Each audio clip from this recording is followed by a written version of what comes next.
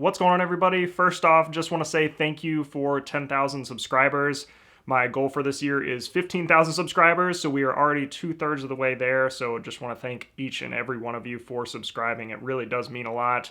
And really excited to see the growth of this channel. I think there's a lot been covered here. And as you can see, I haven't been posting as often recently. I feel like I've covered a lot of the base knowledge of EVs, so I really want to branch out and do more test drives, do more kind of EV breakdowns and things like that. But if there's anything specific that you want to see on this channel, definitely leave a comment on this video. I love getting suggestions from my community and fellow EV enthusiasts about things they want to hear about.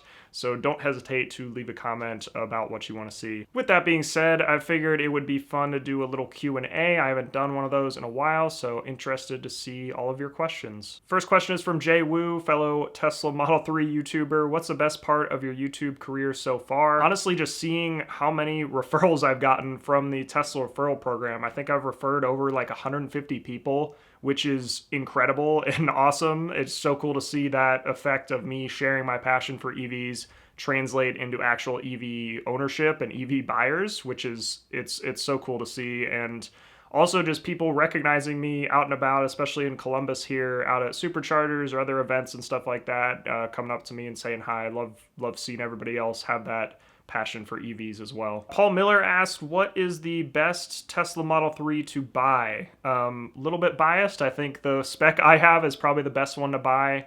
Right now they have the standard range, the long range all-wheel drive, and then the performance. I think the performance is a cool car, but it's still got a pretty big price premium over the all-wheel drive. And then on the other end of the spectrum is the standard range plus, a great car, great entry-level Model 3. But if you're somebody that wants that extra range and is going to be doing a lot of road trips or likes to have that flexibility on range, I don't know if that's the best way to go. And I even see people buy the standard range that regret not getting more range. So I think the best one is to get the one in the middle, same spec I have, the long range all-wheel drive. I think it meets in the middle pretty well. It's not as expensive as the performance and doesn't have as little range as the long range. The performance actually takes a bit of a range hit over the long range all-wheel drive as well. So the long range all-wheel drive Model 3 has the most range available right now. And I always say to get as much range as you can afford, so that is my pick there. Ian McKee asked, is the Ford Lightning battery better than Tesla considering the towing capacity factored in? Yeah, so if you watched Marquez Brownlee's video on the Ford Lightning, he kind of dropped a little bit of a bomb on the EPA estimated range of the Ford Lightning. So Ford has said they have an EPA estimated range around 300 miles, but that actually takes into account 1,000 pounds of cargo in the truck while it's driving. So if you remove that 1,000 pounds, obviously the range is going to go up a little bit. I think in his video, he extrapolated that out to like over 400 miles of range. I'm not sure if it's going to be quite that good. And even with a truck, you're probably going to be hauling stuff around a little bit more often than just a regular car and going to have stuff just sitting in your truck, especially if you're using it as a work truck. So I'm not sure if it's quite going to be better than Tesla's, but I'm sure it'll cut the margin a little bit more. Rowdy, something like that, asked, would love to hear your thoughts on Tesla's Vision and 3/Ys without passenger lumbar support. Yeah, so Tesla has essentially gone completely to Tesla Vision instead of using a system with cameras and radar to do autopilot and full self-driving. They've eliminated the radar now and are just doing all vision. So I'm interested to see how it plays out because they've been using radar for so long. Obviously, Tesla has continued to adapt their autopilot system. I still believe they're one of the leaders in the self-driving space right now. They've got a lot of real-world driven miles, and that is kind of up to them of how they want to go from there. I believe they've definitely done the engineering research and the investigation into what is better, and they've just determined that vision is better. That is what they're going with. Interested to see how it plays out. Not a self-driving expert, so don't want to speak to the technicalities of if that's an advantage of not going to all vision. But yeah, I'll be interested to see. They also got rid of the passenger lumbar support. So on the Model 3 and Y, there's like this little disc almost you can adjust your lumbar support in your seat.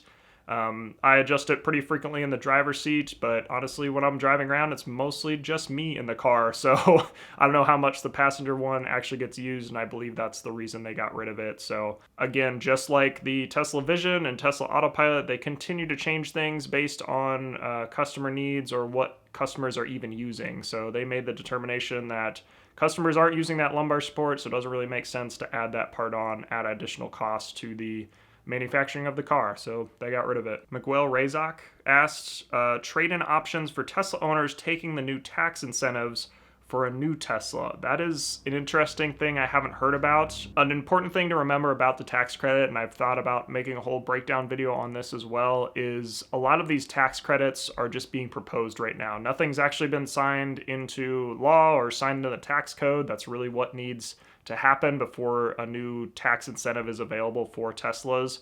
So a lot of the headlines you're going to see, make sure you read the actual article and make sure that that's actually the real tax credit or it's actually being implemented. Most of the time, I'm going to say like 95% of the time, if it's saying new tax credit for Teslas, it's probably just a new bill that's being proposed. It hasn't actually been signed into law yet, and that takes a while. So the tax credit has not returned for Tesla yet, even if you've seen some articles stating that. I'm not really anticipating that happening anytime soon because a lot of bills have been introduced, but nothing has really made it far enough to even be voted on or signed into law. So back to your point though, on the trade-in for a tax credit, that's an interesting thing I haven't thought about.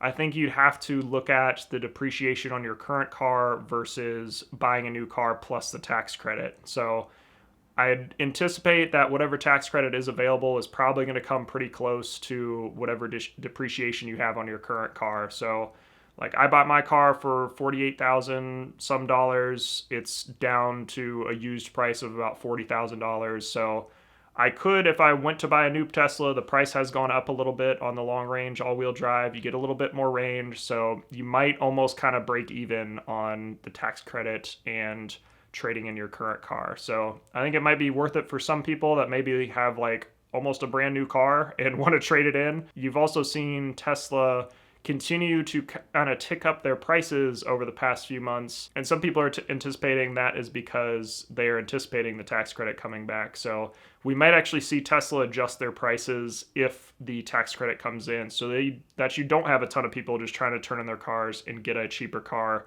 with that updated tax credit. So we'll be interested to see how Tesla adapts to that. I know in the past they've adjusted prices when that tax credit went away. They've dropped their prices, but if it comes back, they might raise their prices. So Daryl, fellow Model 3 YouTuber, asked on Twitter, so you have a reservation for the Cybertruck and the F-150. Are you realistically planning on keeping both and your 3? What's the future plans for 3 possible cars and 2 people?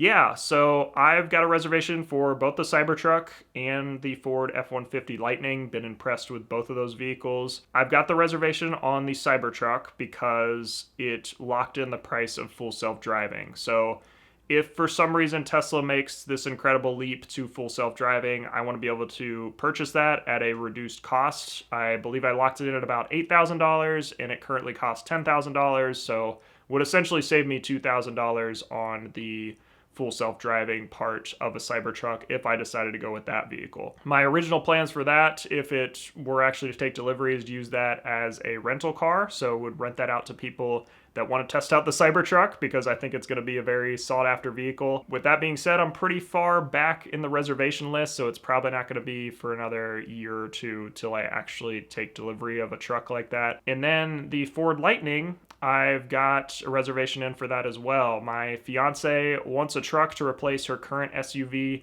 and she actually really liked the look of the Ford F-150. She's a more traditional truck buyer, likes a more traditional looking truck, was not a fan of the Cybertruck at all for that reason, and doesn't even like some of the other EVs that have come out just because they are still a little bit too radical. Even the Rivian is a little bit too bulbous and round for her, and she wants something a little bit more like a traditional truck. So she saw the F-150 Lightning. I saw the capabilities of it as well. I really like the vehicle to grid. The range was good. The towing capacity is good. Just all around seems like a really good truck. So I reserved one on reservation day or the reveal day of the Ford F-150 Lightning. So that is our plan is to replace her current car with that Lightning truck. Again, since we've got reservations in for both, they're both $100 refundable deposits. So if I decide to only take delivery of one, I can just get my money back. Figured it's better to just have my place in line to buy that car when it actually comes out. So yeah, kind of different reasons for both, but wanted to have that flexibility as well, depending on what truck is available first, what capabilities are actually come to fruition as well, because we really haven't heard much about the Cybertruck outside of just pure specs. We've heard range numbers, we've seen some pictures of the interior, but I think that vehicle to grid or vehicle to home capability on the Ford F-150 still puts it above the Cybertruck at this point in terms of utility. And it also works with most of the normal Ford F-150 accessories as well, and there are a ton of those right now. So again, a lot could change in a year, so we may end up changing our mind, but that's kind of our goal with those reservations right now. So that'll do it for this edition of the Q&A. Lots of great questions this time. Again, if there's content you want to see from this channel, definitely drop it in the comments down below. I will make that happen. And thank you so much for watching. Again, thank you so much for supporting the channel. Thank you for 10,000 subscribers, and I will see you in the next video.